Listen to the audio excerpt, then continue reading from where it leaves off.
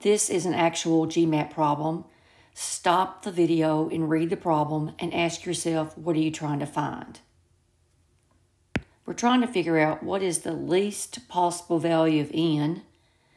We know n is a positive integer, and integer is just, those are your positive and negative whole numbers, no fractions.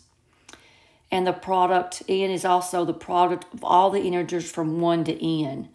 So n equals from 1 to n, product of 1 to n, 1, 2, 3, 4, whatever, all the way up to n. I don't know what n is, but I know that n is divisible by 990.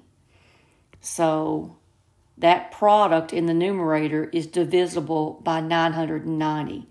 We want 990 to divide into the numerator. So what we need to do is a prime factorization of 990.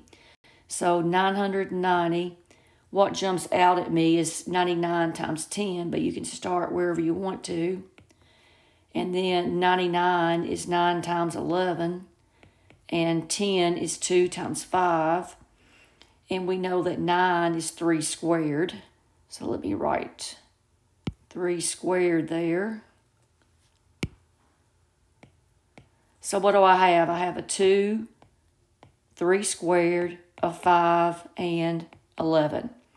So let's replace 990 with its prime factorization, which is a 2, a 3 squared, a 5, and 11.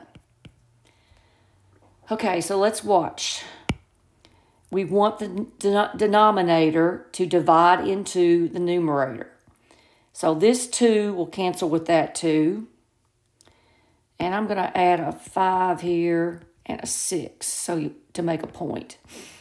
One of the 3's, that's 3 and that's 3 and a 3, will cancel here.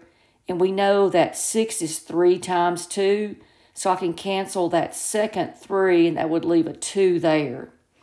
And that 5 would cancel that 5. But we've got this 11. How do we make the 11 cancel? Well, we're going to let n be 11, and then it would cancel. So your answer is 11.